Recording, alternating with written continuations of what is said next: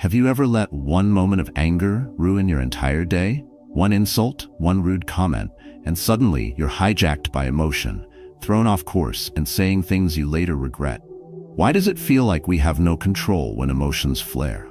And more importantly, how do we take that control back? The Stoics believed that your mind, not other people, not circumstances, is your true battlefield. They taught that power doesn't lie in reacting louder, but in not reacting at all. In choosing calm over chaos, in refusing to hand over your peace to someone who doesn't deserve it. This video will show you exactly how to never get angry or upset with anyone or anything again. Not by suppressing your feelings, but by rewiring the way you respond. You'll learn actionable, battle-tested Stoic techniques to help you pause before reacting, detach from what doesn't serve you, and master your emotions like a warrior of the mind. You're not weak for struggling. You're human. Every man has faced the heat of anger and the sting of disrespect, but few ever learn to rise above it. That's where you change. So if you've ever felt exhausted from being emotionally hijacked, this is for you. Like this video, subscribe for more Stoic strategies, and share it with someone who needs their peace back. Because once you understand Stoicism, you don't just manage anger, you become untouchable. And that changes everything. 1. Reframe emotional outbursts as habits you can unlearn. You weren't born angry. You weren't born snapping at people in traffic, slamming doors, or replaying conversations in your head for hours. That reaction, what feels automatic now, was learned.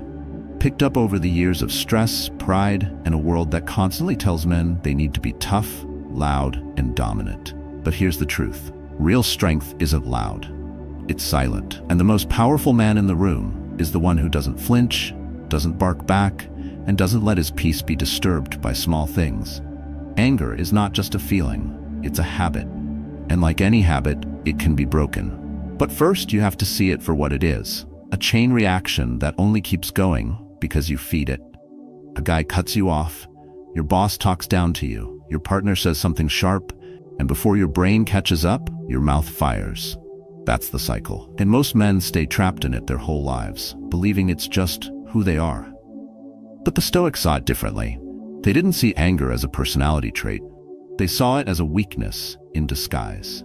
Epictetus once said, "Any person capable of anger is a slave to it." That's harsh, but it's true. When you react blindly, you hand your power to the very thing that triggered you.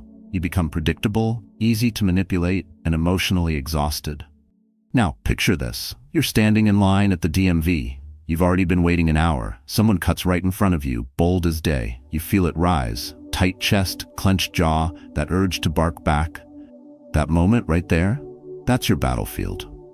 You either fight the same old war you always lose, or you pause and ask one simple question. Will getting angry make this better? You know the answer. You've lived the answer. You've lashed out before. And what did it bring you? Nothing but more stress, more regret, and more distance from the man you're trying to become. This is where Stoicism shifts everything. You don't need to suppress your feelings. You need to step outside them. Watch them like clouds passing through the sky. Acknowledge them, but don't let them drive. The mind, the rational self, that's the driver. That's the power Stoics built through discipline. Most men go through life thinking their anger is justified. That's proof they care. That staying calm means weakness or apathy, but it's the opposite. Anyone can blow up. That's easy. What's hard, what takes discipline, maturity, and real backbone, is to stay composed when everything around you is trying to shake you. When someone disrespects you and you don't give them the satisfaction of seeing you flinch, that's dominance. When life throws chaos at you and you stand still, that's control. So what do you do next time that fire rises in your chest? You pause. You breathe. You remind yourself, this anger is a habit. I don't need to wear it anymore. And then you walk away. Not because you're weak, but because you've grown too strong to waste your energy on things that don't deserve it. You're not here to be triggered. You're here to take your power back. That begins not with the world changing, but with you responding differently. Respond like a man who owns his mind. Respond like a Stoic.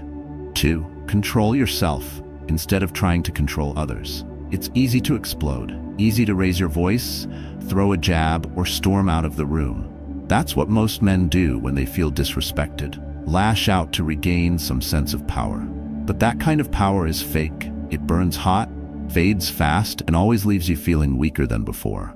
Real control doesn't come from dominating someone else. It comes from mastering yourself in the heat of the moment. Anger tricks you. It tells you that if you don't react, you're weak. That if someone pushes you, you need to push back harder. That silence is surrender. But think back. How many times has getting angry actually solved anything? You yell, and the other person yells louder. You prove your point, but lose the relationship. You win the argument, but lose sleep over what you said. And in the end, you feel drained, because you were never really in control. You were just reacting. Now imagine this. You're in a meeting at work. Your manager criticizes your idea in front of the whole team, unfairly, even arrogantly. You feel the heat rising. Every part of you wants to fire back, defend your name, shut him down, but something stops you. A voice inside says, if I respond now, I'll only make this worse. So you pause, you breathe, you say, thanks for the feedback, I'll revisit it, and you move on. Later in private, you speak with clarity, not emotion. That is control. That is a strength. And that is stoic. Marcus Aurelius said, you have power over your mind, not outside events. Realize this, and you will find strength. The Stoics didn't believe in letting pride run the show. They believed in response over reaction, clarity over chaos. They understood what many men still don't. Trying to control other people is a losing game. What you can control, and always could, is how you choose to show up. The mistake most men make is believing that silence means weakness, that walking away makes you look less of a man. But think about the last time someone lost it in front of you. Did you respect them more? Or did they lose power in your eyes? Rage is loud, but respect is quiet. When you stay calm in the face of provocation, you become untouchable. And that unnerves people far more than shouting ever could. The Stoic path doesn't mean you never speak up. It means you choose how and when you speak, on your terms, not your angers. When you learn to delay your reaction, to let the emotion pass before you act, you create space. And in that space, you find wisdom. You make better choices. You keep your self-respect intact. Next time someone disrespects you, don't take the bait. Let them act small. You stay solid, not because you're afraid to respond, but because you're choosing not to fall into their storm. You rise above it, not for them, but for yourself. That's what control really looks like. It's not about having the last word, it's about having the last piece. So start today. Don't try to control the room. Control your breath, your words, your face, your energy. You'll walk out of every conflict with something most men never find, your dignity untouched. And that's a win no one can take from you.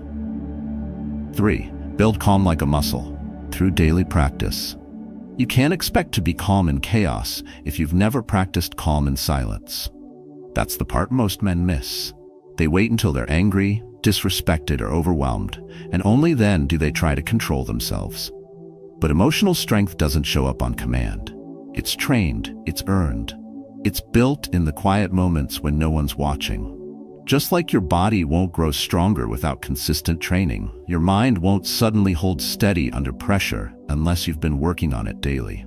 Self-mastery isn't a switch you flip, it's a skill you forge. Think about a man who's never touched weights suddenly walking into a gym and trying to lift 300 pounds. He gets crushed. The same goes for your emotions.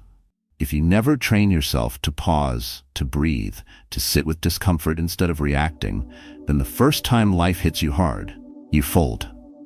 Not because you're weak, but because you're untrained. Now imagine this. You're home after a long day. Your kid spills juice on your laptop. Your instinct fires, you want to yell, but something clicks. You've been working on this. Instead of reacting, you pause. You breathe. You say, let's clean it up. That moment feels small, but it's not. That's a rep. That's strength in action. And that rep will serve you in far bigger storms. Stoicism isn't a philosophy built for monks on a mountain. It was designed for real life, for soldiers, leaders, workers, fathers, people surrounded by stress, noise, and conflict. It teaches that peace isn't found in isolation. It's found by training your mind to stay still in the middle of the storm. And that training starts with the little things. Waking up early to reflect, journaling your thoughts before bed, choosing silence over sarcasm when someone frustrates you. These aren't empty rituals, they're workouts for the soul. The mistake most men make is waiting for the fire to prove they can stay cool. But that's not how it works. You prepare in advance. You build rituals that strengthen your focus, deepen your breathing, and sharpen your awareness. Because when pressure hits, you don't rise to the occasion, you fall to the level of your training. The Stoics understood this. Marcus Aurelius wrote every day, reflecting on what triggered him, what tested him, and how he could respond better tomorrow. Not because he was weak, but because he wanted to grow stronger. And Epictetus, once a slave, taught that discipline begins not in the grand gestures, but in the daily control of thought and emotion. They practiced calm as a habit, not a reaction. So if you want to stop being the man who always loses it when things go wrong, start being the man who prepares before they do. Sit with your discomfort instead of reaching for a distraction. Notice your breath when you're tempted to speak.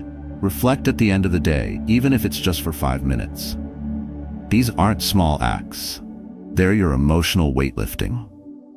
No one's born a stoic, and no one wakes up with perfect self-control. But the man who commits, who repeats, who trains, he becomes untouchable. You build that calm like you build anything else, with effort, with practice, with time. So don't wait for the world to test you. Test yourself. Every day. Because the man who trains his mind in stillness wins when the noise comes. 4.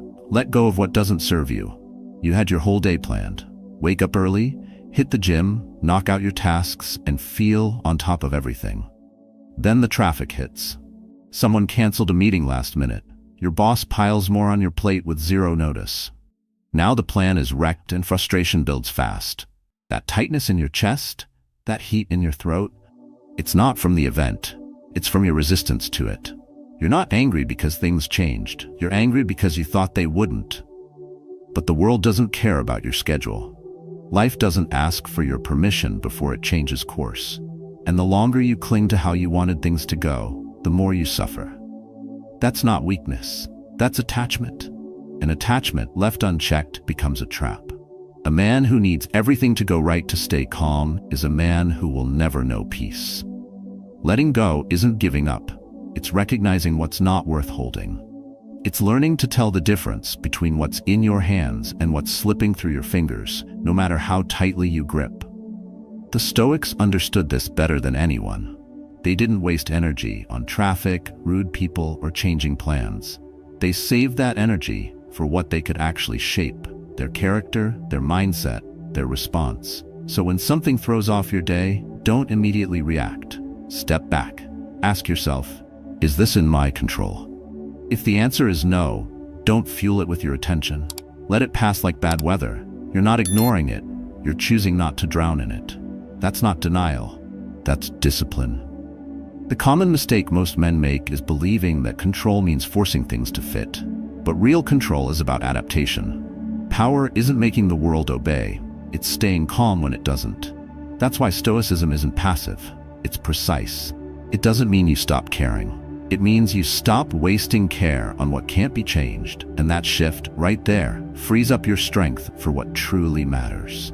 Now picture this. You're in a parking lot. A stranger backs into your car, leaves a dent, then shrugs like it's no big deal. You want to erupt. You want justice.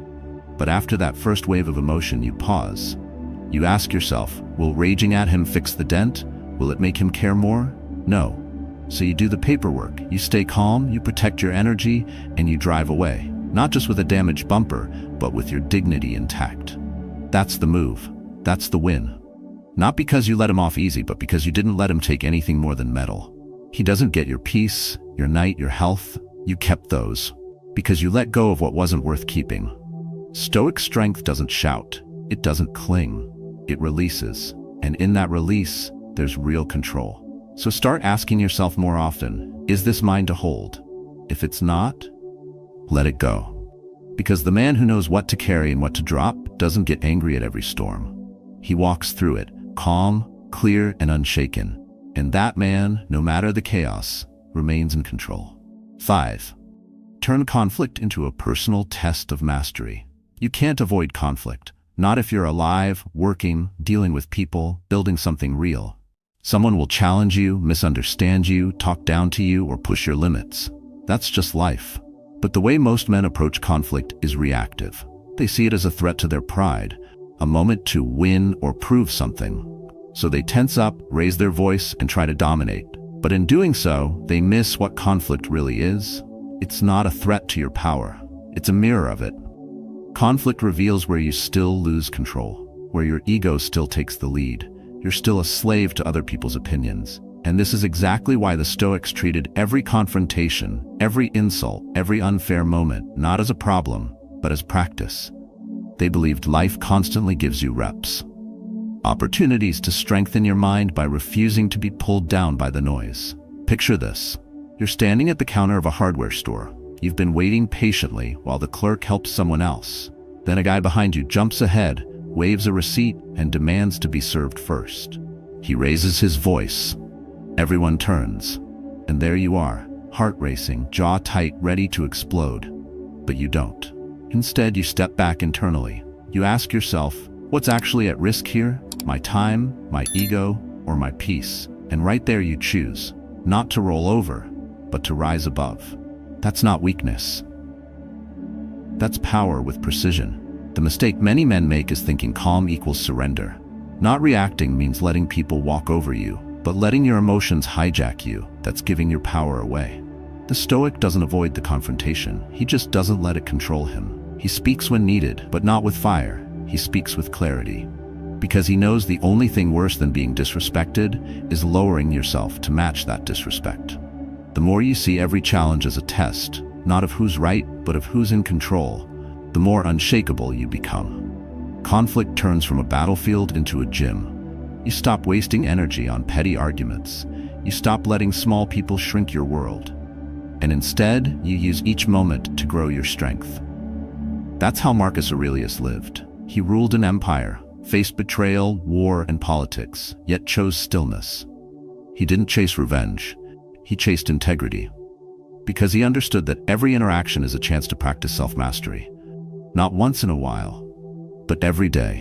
And the men who take that approach don't just survive conflict. They walk through it unchanged, untouchable. So the next time someone pushes your buttons, try this. Instead of snapping back, say nothing. Instead of proving a point, protect your energy. Instead of letting their chaos become yours, become the calm they can't reach. Not to look good, not to be liked, but because you've trained yourself to rise above what isn't worth your fall. You're not here to react to every insult. You're here to sharpen your edge. And every moment of conflict is a chance to do exactly that. Respond with control. That's how you win. And every time you do, you prove something far greater than dominance. You prove you've mastered the hardest battlefield of all, yourself. 6. Stay present. Because your imagination makes you angry. It's not the moment that makes you angry. It's your mind racing 10 steps ahead or spiraling 10 steps behind. You're not mad about what someone said. You're mad about what they meant, what might happen next, what it says about you, what you should have said back. That noise in your head? That's where most of your suffering comes from.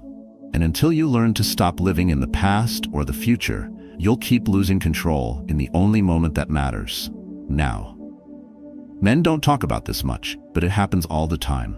You get cut off in traffic. That's 3 seconds of inconvenience.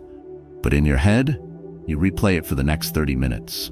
You imagine confronting the guy, yelling and showing him who's boss. You carry that weight into your next call, your next meeting, even your dinner table. The moment's gone, but your mind drags it like a chain. And that's how small things become heavy burdens, because you never learn to let them go at the moment they happened. Stoicism cuts through this mental clutter like a blade. It says, you only ever have now, and now there is no insult, no imagined outcome, no history to fix. There is only breath, action, choice. Marcus Aurelius trained himself to snap back to the present every time his thoughts wandered. He reminded himself, you could leave life right now. Let that determine what you do and say and think. Not tomorrow, not after you win the argument. Right now. The common trap is believing your thoughts are facts. That's just because you're thinking it. It must be true. But most of what you react to isn't real, it's imagined. The Stoics understood that an untamed mind is the root of unnecessary pain. That your imagination, if left unchecked, will build enemies that don't exist and arguments that never happened. Try this instead. You're walking into a conversation with someone you don't like. You're already bracing for conflict, expecting disrespect. That tension? It's not from anything they said. It's from the future you've already created in your head. Stop. Come back. Be in the moment. Maybe they will say something rude. Maybe they won't. Either way, you'll handle it better from a grounded mind than a racing one. This is why the practice of mindfulness isn't just spiritual fluff. It's a tactical advantage. It keeps your head clear when your instincts want chaos. You don't have to sit cross-legged for an hour to get it. You just have to notice your breath, your posture, the sound in the room, the feeling of your feet on the ground. Every time your mind wants to spin stories, you bring it back. You train it, like a muscle, to stay here. And when you do, you stop overreacting to things that aren't even happening. You stop reliving what you can't fix. You stop rehearsing what you don't need to say. You start responding, not from anxiety, not from fear, but from presence. That's where your calm lives. That's where your power lives. You don't control what has already happened. You don't control what hasn't happened yet, but you do control now. And if you can own now, even just for a few breaths, you're not just practicing stoicism, you're living free. And that's the kind of strength no one can take from you. 7. Drop the weight of resentment before it ages you. Resentment doesn't just poison your mind, it wears your body down. You've seen it.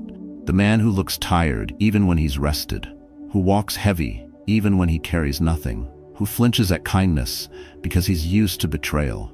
That weight isn't physical, it's emotional. And the longer you hold on to anger, blame, and bitterness, the more it eats away at your energy, your clarity, your ability to feel light again. Most men don't even notice it happening. They think they've moved on just because they're silent. But silence isn't healing. And just because you don't talk about it doesn't mean it isn't shaping how you speak, how you trust, how you live. That grudge you're holding from 5 years ago, it's on your shoulders now, in your sleep. How fast you snap when someone barely crosses a line. And that's exactly why the Stoics viewed forgiveness not as some moral obligation, but as self-preservation. Letting go isn't about making peace with what was done to you. It's about refusing to let it keep owning you. Because every ounce of resentment you hold robs you of peace in the present. And no one deserves that kind of power over your life, not even the person who wronged you. Epictetus said, "You may fetter my leg, but not even Zeus can get the better of my will." That's what forgiveness is. Not approved, not forgetting, but refusing to be shackled from the inside. Think of a moment when someone crossed the line. Maybe they lied, left, or embarrassed you in front of others. You told yourself you'd never forget, and maybe you didn't. But every time you think of them, your stomach tightens, your energy drops, your peace leaves. That's not a strength. That's self-inflicted punishment. You're reliving what they did long after they've forgotten it. And that's the trap, thinking that holding on protects you, when in fact it weakens you. The Stoic doesn't hold anger like armor. He releases it like fire in his hands, because he knows it burns the one who carries it most. Forgiveness doesn't mean trusting them again. It means reclaiming space in your heart for something better, something lighter. And it starts with one choice. Stop feeding the story of what they did. Every time you replay the offense, you reinforce the wound. So stop rehearsing pain. Start protecting your energy. You're in the break room. Someone throws a slick comment. You know it's a jab. You could clap back. You could carry it home. Talk about it with your buddy.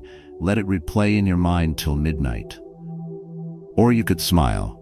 Not because you're weak, but because you're done carrying trash that isn't yours. You breathe. You walk out. And you leave the weight behind. That's not passivity. That's power under control. That's knowing what's worth your energy and what isn't. And when you start dropping resentment, you'll feel it.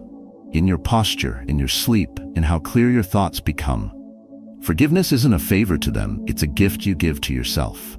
Let it go, not for their sake, but so you can stop dragging your past into your present. You've got more life ahead than behind. Make space for it.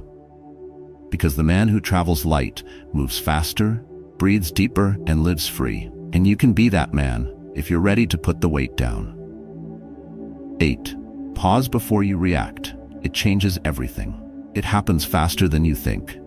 One sentence, one tone, one offhand remark, and you're already halfway to raising your voice or slamming the door. By the time you realize you're angry, your reaction has already taken over. That's how most men live, on autopilot, pushed by outside triggers, pulled by inner tension. And in that split second between the spark and the fire, they give away their power. But what if that split second was the place you took it back? Stoicism begins in the pause, the space between what happens and what you do next. That's the battlefield, not the argument, not the insult. The real fight is in that breath, that tiny delay where you choose, do I react like I always do, or do I respond like the man I'm trying to become? Most don't even see that space. Their emotions outrun their awareness. But once you start recognizing it, you realize how much control you actually have and how often you've been throwing it away. Let's say you're at home. Your teenage son talks back again. That tone, that look in his eyes, it stings. You're about to snap. But something holds you. You take one breath, then you say, I'm going to respond in a minute. That move right there, that's power. Not silence out of fear, but restraint with purpose. You've just interrupted a cycle that's played out for years in millions of households, and now you're writing a new one. The mistake is believing that if you don't react fast, you'll lose respect. That hesitation means weakness. But what you gain in those 2 seconds is clarity. You give your brain time to process, to decide, to aim. That's what the Stoics trained for, not the absence of emotion, but the mastery of timing. Marcus Aurelius didn't say don't feel. He said don't act unless it serves the greater good. And that good often starts with silence. We live in a world that rewards fast reactions. Text back now, respond now, defend yourself instantly. But emotional discipline isn't about speed, it's about accuracy. Saying the right thing at the right time with the right tone. And you can't do that if you let adrenaline do the talking. You need to stop, to breathe, to name what you're feeling before it becomes something you regret. It doesn't take years of meditation. It takes one choice. When the pressure hits, you pause. You tell yourself, I don't need to react yet. You walk to the other room. You take 10 deep breaths. You ask, what's the outcome I want here? And then, only then you speak. You move. You act. Not from ego, from intention. The Stoic man isn't cold. He's clear. He's not slow. He's steady. He doesn't repress what he feels. He commands it. Because in that pause, he sees more. He sees the consequences. He sees the opportunity, and he steps into both with a steady hand. So from this point forward, treat every moment of tension as your training ground. When your heart starts to race, when your face heats up, when your fists want to clench, don't move. Not yet. Let the moment settle, then decide how to own it. Because the man who masters the pause doesn't just win the argument, he wins himself. And that is a victory worth choosing again and again. Now you know, you are not a prisoner of your emotions. You are not bound to anger, resentment, or the need to react. What the Stoics taught, what men like Marcus Aurelius and Epictetus lived, is that calm is not given, it's earned. Self-control is not about denial, it's about discipline. And peace isn't weakness, it's power, sharpened in silence. We've explored how anger is a habit that can be unlearned, how real strength comes from mastering yourself, and how emotional calm is built like a muscle through small, daily choices. You've seen that letting go is not surrender, but wisdom. Staying present is the best defense against stress, and that in every moment of tension, you have a window, a pause, where your character is forged. This isn't theory. This is your life. It's in the way you respond to your partner, how you hold your ground in meetings, how you walk away from noise and stand firm in your values. Each moment is a chance to practice. And the more you practice, the more natural it becomes. This is how you stop being triggered by everything and start becoming untouchable. So I invite you, begin with today. Train your breath, hold your words, master your pause, and build a mind that cannot be shaken by what it cannot control. If this message spoke to you, share your story in the comments. What moment tested you recently? What have you learned from holding back? We learn by reflecting, and we grow by helping others do the same. Because in the end, the man who can master himself, his thoughts, his reactions, his energy, is the man who owns his life. And that is the kind of strength that endures.